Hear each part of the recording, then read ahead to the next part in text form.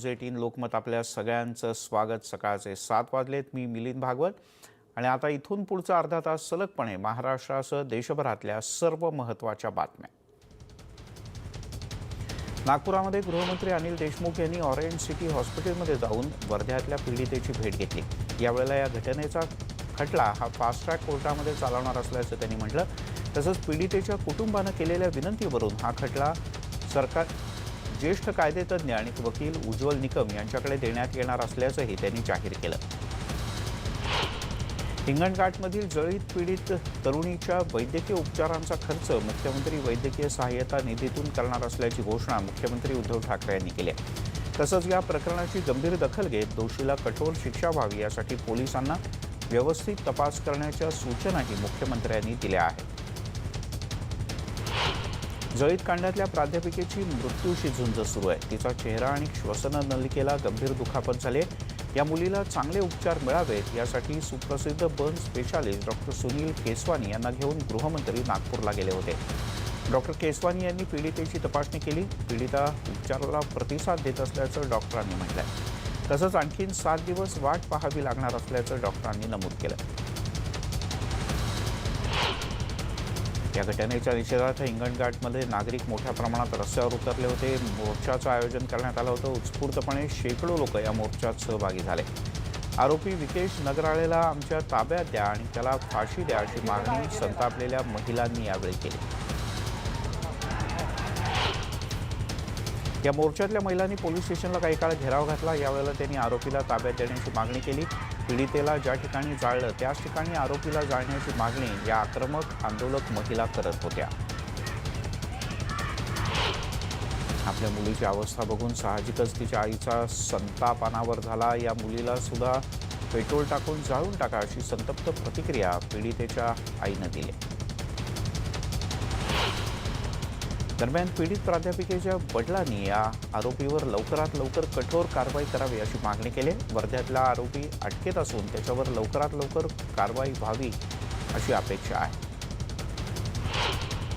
त्या आरोपीला आमच्याकडे सोपवा, आम्ही त्याला त्याच ठिकाणी जाळतो अशी तीव्र आणि संतप्त प्रतिक्रिया हिंगणघाटमधल्या आंदोलकांनी काल मोर्चाच्या दरम्यान दिली।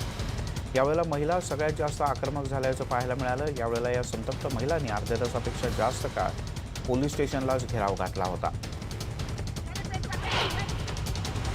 त्यांनी माझ्या तान्ह्या मुलीचा विचार करायला हवा होता अशी प्रतिक्रिया आरोपी विकेशच्या पत्नीनं दिली आहे। या आरोपीलाही तशीच कडक शिक्षा देण्याची मागणी राज्यभरातून होते। महिलांना स्वरक्षणासाठी हत्यारं बाळगण्याची परवानगी द्यावी अशी मागणी नाशिकमधल्या काही महाविद्यालयीन विद्यार्थिनींनी केली आहे। हिंगणघाटमधील प्राध्यापिकेनं न्याय लवकरात लवकर देण्याची मागणी खासदार नवनीत राणा यांनी केली आहे। तरुणीला जिवंत जाळणाऱ्या आरोपीवर नव्हे तर गुन्हेगारावर हैदराबाद एन्काउंटरप्रमाणे कारवाई करण्यात यावी आणि त्याचं मी समर्थन करते असंही नवनीत राणा यांनी थेट लोकसभेत सांगितलं। अभिनेत्री उर्मिला मातोंडकरनं वर्ध्यातल्या घटनेचा निषेध केलाय। मालाडमध्ये ती बोलत होती। उर्मिला मातोंडकर हिनं काल आपला वाढदिवस मालाड पश्चिम इथल्या अनाथ मुलांसोबत साजरा केला। यावेळी बोलताना तिनं वर्ध्यातल्या घटनेचा तीव्र निषेध केला। महाराष्ट्र राज्य महिला आयोगाच्या अध्यक्षा विजया राहटकर यांनी अखेर आपल्या पदाचा राजीनामा दिला आहे। मुख्यमंत्री उद्धव ठाकरे यांच्याकडे एका पत्राच्या माध्यमातून त्यांनी राजीनामा सुपूर्द केला आहे। एका जनहित याचिकेवर सुनावणी करताना मुंबई उच्च न्यायालयानं सरकार बदलल्यानं राहटकर यांनी राजीनामा दिला पाहिजे आणि 5 तारखेपर्यंत राज्य सरकारनं नव्या अध्यक्षांची नियुक्ती करावी असे आदेश दिले आहेत। 5 दिवसांच्या आठवड्याबद्दल तातडीनं प्रस्ताव सादर करण्याचं मुख्यमंत्र्यांनी प्रशासनाला सांगितलं आहे। राज्यामध्ये केंद्र सरकारप्रमाणेच 5 दिवसांचा आठवडा करणं यासह सर्व राजपत्रित अधिकारी महासंघाच्या मागण्यांच्याबद्दल प्रशासनानं तातडीनं प्रस्ताव पाठवावेत असे निर्देश मुख्यमंत्री उद्धव ठाकरे यांनी दिले आहेत। काल सह्याद्री अतिथीगृहावर बैठक झाल्यानंतर त्यांनी हे आदेश दिले। मुंबई महापालिका नवीन कर सुधारणा करणार असल्याची घोषणा करण्यात आली। महापालिकेच्या उत्पन्नात वाढ करण्यासाठी कचरा संकलन शुल्क आणि मलजल संकलन शुल्क या नावाखाली नवीन कर आकारण्याचा विचार सुरू असल्याची माहिती समोर येते। यामुळे आता मुंबईकरांवर काही नव्या करांचा बोजा पडू शकतो। गेल्या वर्षभरात मुंबई महापालिकेनं 25,000 झाडं तोडण्याची परवानगी दिली अशी माहिती काल बजेटच्या दरम्यान समोर आली. आरे कारशेडला विरोध करणाऱ्या शिवसेनेचीच मुंबई महानगरपालिकेमध्ये सत्ता आहे. शिवसेनेची दुटप्पी भूमिका यामुळे पुन्हा एकदा अधोरेखित झाली. यावर्षी तब्बल 3236 झाडं तोडण्यासाठी परवानगी देण्यात आली. मुंबईच्या अर्थसंकल्पात मुंबईतील 21 पूल पाडून पुन्हा नव्यानं बांधण्याची घोषणा करण्यात आली. 47 मोठ्या पुलांची मोठी दुरुस्ती आणि 184 छोट्या पुलांची किरकोळ दुरुस्ती करणं प्रस्तावित आहे. पुलांच्या कामासाठी 799 कोटी रुपयांची तरतूद करण्यात आली आहे. प्रायोगिक तत्वावर 25 विचारशील प्रयोगशाळा सुरू करण्याची तरतूद मुंबई महापालिकेच्या अर्थसंकल्पात करण्यात आली आहे. शाळेच्या प्रवेशद्वारावर CCTV बसवण्यासाठी 20 कोटींची तरतूद आहे. ICSE आणि CBSE बोर्ड असलेल्या शाळा लवकरच सुरू करणार असल्याची घोषणाही या शैक्षणिक बजेटच्या माध्यमातून मुंबई मनपानं केली आहे. BEST अर्थात बेस्ट बसला येत्या वर्षभरात पालिका 1500 कोटी रुपयांचं अनुदान देणार आहे. अशा प्रकारची तरतूद अर्थसंकल्पात करण्यात आली. याआधी पालिकेनं 1941 कोटी रुपयांची तरतूद आधीच बेस्टला अनुदान या स्वरूपात दिली होती. बहुचर्चित मुंबई कोस्टल रोड प्रकल्पाचं काम जोरदार सुरू आहे हे सांगणारा एक व्हिडिओ मुंबई महापालिकेनं शेअर केला आहे. मुंबई कोस्टल रोड प्रोजेक्टचा दक्षिणेकडच्या भागाची झलक दाखवणारा हा व्हिडिओ आहे. 2022 वर्षअखेरपर्यंत हा कोस्टल रोड वरळी ते मरीन ड्राईव्ह या दरम्यान खुला करण्याची डेडलाईन ठरवण्यात आल्याचं सुद्धा यामध्ये नमूद करण्यात आलं आहे. महाविकास आघाडीचं सरकार 15 वर्ष टिकणार असा विश्वास अशोक चव्हाण यांनी व्यक्त केला आहे. नवी मुंबई महानगरपालिकेच्या निवडणुकीसाठी महाविकास आघाडीचा मेळावा आयोजित करण्यात आला होता. त्यामध्ये काँग्रेसचे ज्येष्ठ नेते आणि सार्वजनिक बांधकाम मंत्री अशोक चव्हाण बोलत होते. याच कार्यक्रमात अजित पवार यांनी जोरदार फटकेबाजी केली. ज्यांची ऐपत आहे त्यांनी 10 रुपयांचं शिवभोजन थाळी घेऊन त्यावर ताव मारू नये असं अजित पवार यांनी स्पष्टपणे सांगितलं. नियतीला मान्य होतं म्हणून महाआघाडीचं सरकार आलं. आम्ही तिघे सोबत असलो की भाजप कधीच सत्तेत येणार नाही. आम्ही शांततेत कारभार करू असं अजित पवार यांनी म्हटलंय. अशोक चव्हाण यांनी सुद्धा या कार्यक्रमात अजित पवार यांच्याच सुरात सूर मिसळला. या मेळाव्यात उपमुख्यमंत्री अजित पवार यांनी भाजपमध्ये प्रवेश केलेल्या गणेश नाईक आणि कुटुंबियांवर जोरदार टीका केली. आगामी निवडणुकांनंतर नवी मुंबईत कोणी महापौर होईल, कोणी स्थायी समिती अध्यक्ष होईल, कोणी सभापती होईल, पण नाईक कुटुंबातील कोणीही काहीही होणार नाही असं म्हणत त्यांनी निवडणुकीच्या मैदानासाठी दंड थोपटले. राज्य सरकारला दिल्या जाणाऱ्या केंद्रीय निधीवरून मुख्यमंत्री उद्धव ठाकरे यांच्या मतावर मुनगंटीवार यांनी प्रतिक्रिया दिली. महाविकास आघाडी राज्य सरकारनं जाहीरनाम्यातील आश्वासनं केंद्राच्या निधी आश्वासनावर दिली आहेत का असा सवाल मुनगंटीवार यांनी केला. केंद्रानं निधी पुरवला नाही हे वक्तव्य अयोग्य असल्याचं मुनगंटीवार म्हणाले. बांगलादेशींना हाकलण्यासाठी मनसेनं 9 फेब्रुवारीला महामोर्चाचं आयोजन केलं. या मोर्चाचे बॅनर ठिकठिकाणी लावण्यात येत आहेत. या बॅनरमध्ये वर्सोवा भागातील बांगलादेशी घुसखोरांनी लवकरात लवकर तुमच्या देशात निघून जा अशा प्रकारचा इशारा देण्यात आला. मुख्यमंत्री उद्धव ठाकरे यांच्यावर टीका करणाऱ्या भाजपचे नेते आशिष शेलार यांच्या विरोधात डोंबिवलीमध्ये शिवसेनेतर्फे जोडे मारो आंदोलन करण्यात आलं. नाशिक जिल्ह्याचे संपर्क प्रमुख भाऊ चौधरी यांच्या नेतृत्वाखाली झालेल्या आंदोलनात अनेक शिवसैनिक सहभागी झाले होते. आदिवासींचं भरलेलं ताट हिसकावून घेऊ नका असं म्हणत राज्यपाल भगतसिंग कोश्यारी यांनी प्रशासनाचेच वाभाडे काढलेत. पालघरमधल्या डोयापाडा इथल्या ग्रामसभेत राज्यपालांनी हजेरी लावली. यावेळी ते बोलत होते. आदिवासींना वनपट्टे दिलेत तर त्या जमिनींचा वापर करण्याचा अधिकार देखील आदिवासींना असल्याचं त्यांनी म्हटलं. रत्नागिरीतल्या आयलॉग बंदर प्रकल्पाला पर्यावरण मंत्री आदित्य ठाकरे यांनी स्थगिती दिली. आंबोळगडमध्ये प्रस्तावित असलेल्या या आयलॉग बंदर प्रकल्पाला स्थगिती देण्याची त्यांनी तातडीनं घोषणा केली. आंबोळगड ग्रामस्थ आणि जनहक्क सेवा समितीनं आदित्य ठाकरे यांची भेट घेतली. पर्यावरण आणि जैवविविधता नष्ट होणार असल्यामुळे हा प्रकल्प रद्द करत असण्याची मागणी यावेळी ग्रामस्थांनी केली. पालघर जिल्ह्यातील तलासरी इथे व्यापारी असोसिएशनच्या वतीने CAA आणि NRC कायद्याच्या समर्थनात भव्य रॅलीचं आयोजन करण्यात आलं होतं. यामध्ये विधान परिषदेतले विरोधी पक्षनेते प्रवीण दरेकर यांच्यासह भाजपच्या अनेक सदस्यांनी सहभाग घेतला. CAA, NRC आणि NPR या विरोधात मालेगावमध्ये बत्तीगुल आंदोलन करण्यात आलं. नागरिकांनी संध्याकाळी 45 मिनिटं लाईट बंद करून CA आणि NRCचा विरोध केला.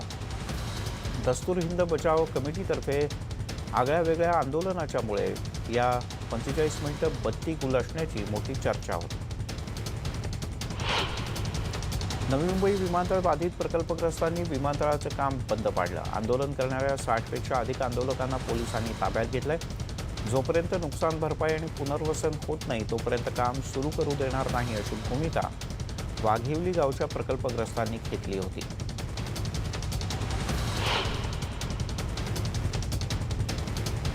तिथे ठाणे महापालिकेच्या स्वच्छ सर्वेक्षण 2020च्या आड येणाऱ्या शहरातील बेवारस गाड्या उचलण्याची मोहीम पुन्हा एकदा ठाणे महानगरपालिकेनं हाती घेतली आहे. या मोहिमेअंतर्गत लोकमान्य नगर प्रभाग समिती आणि वागळे प्रभाग समितीच्या अंतर्गत एकूण 32 बेवारस वाहनं ही रस्त्यावरून हलवण्यात आली.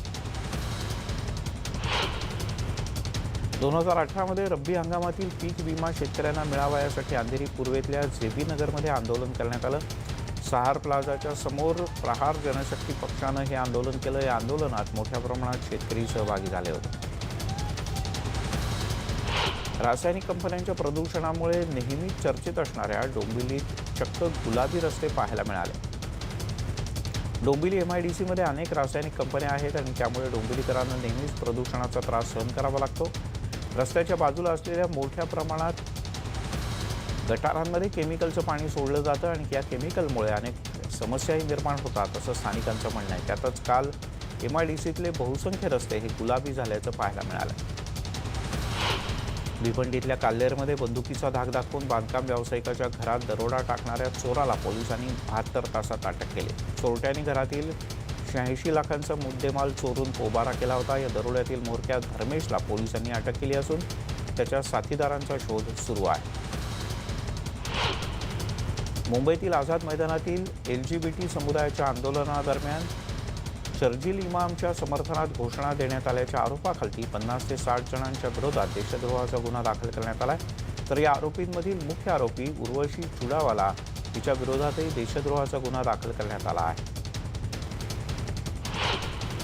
सांगली, मिरज आणि कुपवाड शहर महानगरपालिकेच्या महापौर आणि उपमहापौर पदासाठी नामनिर्देशित अर्ज करण्यात आले. महापौर पदासाठी भाजपकडून गीताताई सुतार तर उपमहापौर पदासाठी आनंद देवमाने यांचे अर्ज दाखल झाले आहेत. विधान परिषदेच्या यवतमाळ स्थानिक स्वराज्य संस्था मतदारसंघाच्या निवडणुकीत महाविकास आघाडीचे दुष्यंत चतुर्वेदी हे विजयी झाले. त्यांनी भाजपच्या सुमित बजोरिया यांचा पराभव केला. निकालानंतर महाविकास आघाडीच्या कार्यकर्त्यांनी फटाके वाजवून आणि पेढे वाटून आनंद व्यक्त केला. चतुर्वेदी यांना 298 तर भाजपच्या सुमित बजोरिया यांना 185 मतं मिळाली.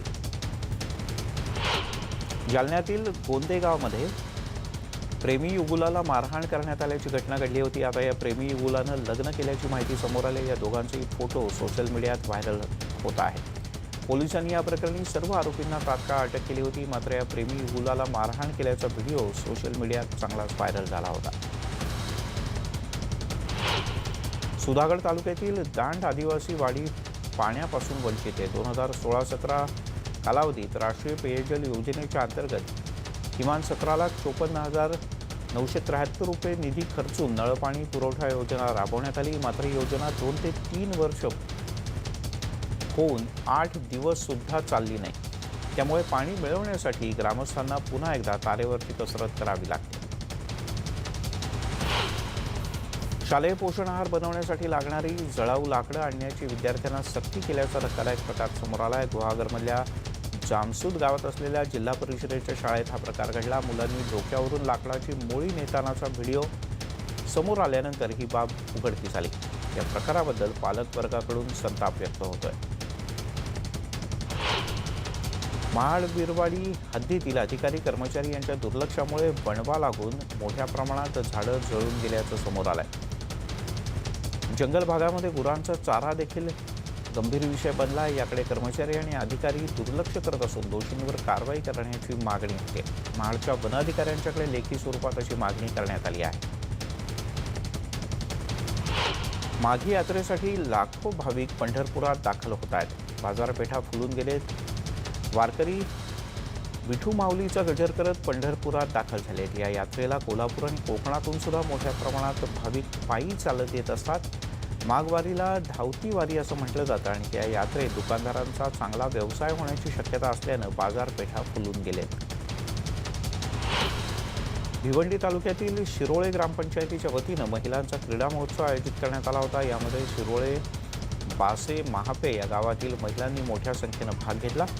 या मेळाव्यामध्ये प्रमुख पाहुणे म्हणून श्रमजीवी संघटनेचे संस्थापक विवेक पंडित उपस्थित होते.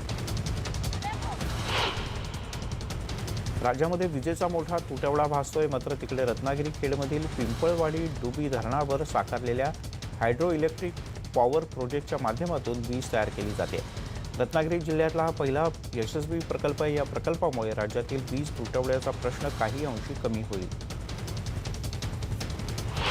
नगर जिल्ह्याच्या अकोले तालुक्यातील धामणगावमध्ये शिक्षण विभागानं गेल्या आठवड्यात बोहड्याचा कार्यक्रम आयोजित केला होता. या कार्यक्रमात अकोले विधानसभेचे राष्ट्रवादीचे आमदार किरण लहामटे यांनी बोहडा नृत्यात देवाच्या सोंगासोबत नाचण्याचा आनंद घेतला. बुलेटिनमध्ये घेऊयात एक छोटासा ब्रेक. ब्रेकनंतर अन्य काही बातम्या.